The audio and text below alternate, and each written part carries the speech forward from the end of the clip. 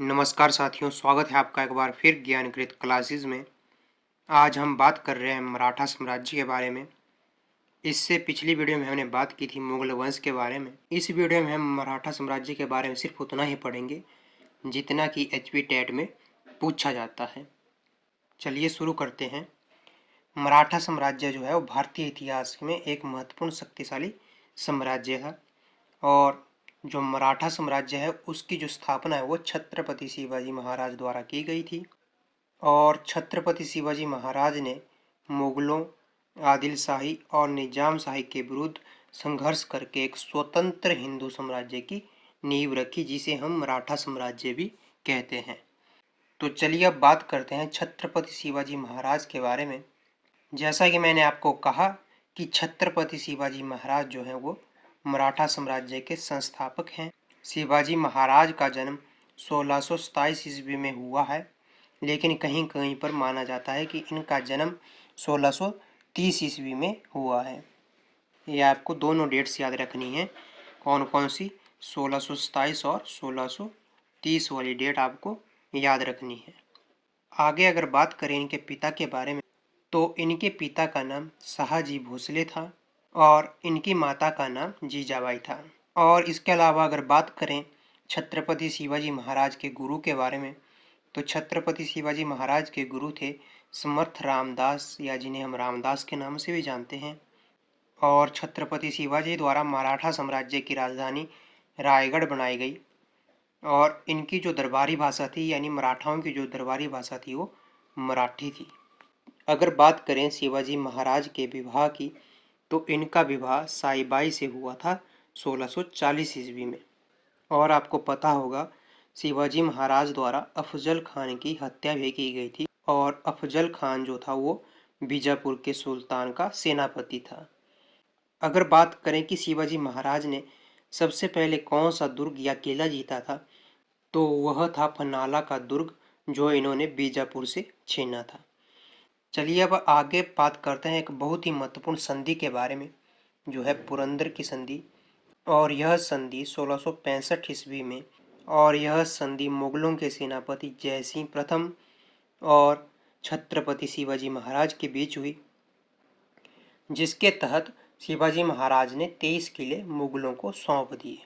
इसके अलावा अगर बात करें तो 1666 ईस्वी में शिवाजी महाराज को औरंगजेब ने बंदी बना लिया था, लेकिन वहां से वो छूटकर वापिस आ गए थे।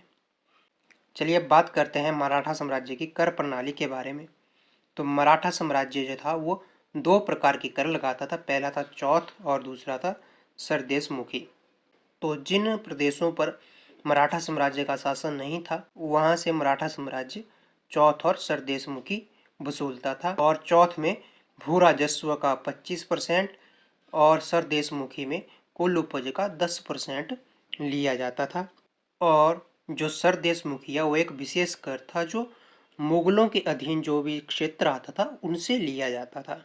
इसमें आपको चौथ के बारे में ध्यान रखना है, क्योंकि ये एग्जाम्स में बार बार पूछा जाता है कि चौथ क्या है। तो आपको ध्यान रखना है कि चौथ जो है वो शिवाजी द्वारा लगाया गया एक कर है।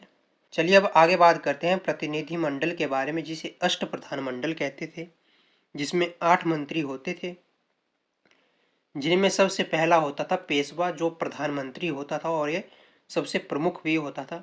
उसके बाद आता था सरी नौबत, जो सेना का प्रधान होता था, यानी सेनापति। उसके बाद आते थे अमात्य, जो राजस्व मंत्री होते थे। उसके बाद आते थे वाक्यानविश और फिर चिटनिस। उसके बाद सुमंत, सुमंतों के बाद पंडित राव और फिर लास्ट में न्यायाधीश। चलिए अब आगे बात करते हैं छत्रपति शिवाजी महाराज के उत्तराधिकारियों के बारे में। तो जो छत्रपति शिवाजी महाराज के उत्तराधिकारी होते हैं वे होते हैं संभाजी महाराज। संभाजी महाराज की 1690 ईस्वी में हत्या कर दी जाती है मुगल सेनापति मखरब खां के द्वारा। फिर संभाजी महाराज के बाद जो नए छत्रपति यानी राजा बनते हैं वे होते हैं राजा राम, जिनका राज्याभिषेक संभाजी महाराज के बाद होता है। राजा राम जो है वो अपनी राजधानी सतारा को बनाते हैं और राजा राम 1700 ईस्वी में मुगलों से लड़ते हुए मारे जाते हैं। राजा राम के बाद जो छत्रपति बनता है वह होते हैं राजा राम के पुत्र, जिनका केवल 4 वर्ष की आयु में ही राज्याभिषेक हो जाता है और इनकी संरक्षिका बनके इनकी माता ताराबाई शासन करती है। इसी बीच 1707 ईस्वी में जब औरंगजेब की मृत्यु होती है तो संभाजी महाराज के बेटे साहू जी जो औरंगजेब के कब्जे में होते हैं वो औरंगजेब के कब्जे से छूट जाते हैं और फिर 1707 में ही साहू जी और ताराबाई के बीच युद्ध होता है जिसे हम खेड़ा के युद्ध के नाम से जानते हैं, जिसमें साहू जी विजय रहते हैं और फिर वे अगले उत्तराधिकारी बन जाते हैं। और साहू जी के बाद जो उत्तराधिकारी बनते हैं वे होते हैं पेशवा बाजीराव प्रथम। पेशवा बाजीराव प्रथम जो है उनके बाद बालाजी बाजीराव बनते हैं और बालाजी बाजीराव के बाद माधवराव नारायण बनते हैं।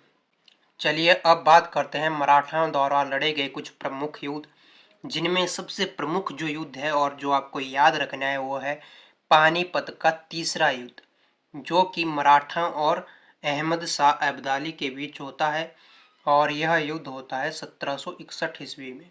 और इसके बाद जो एक और प्रमुख युद्ध है वो है प्रथम एंग्ला मराठा युद्ध, जो मराठाओं और ब्रिटिश इंडिया कंपनी के बीच होता है 1782 ईस्वी में और यह युद्ध सालाबाई की संधि के साथ खत्म हो जाता है।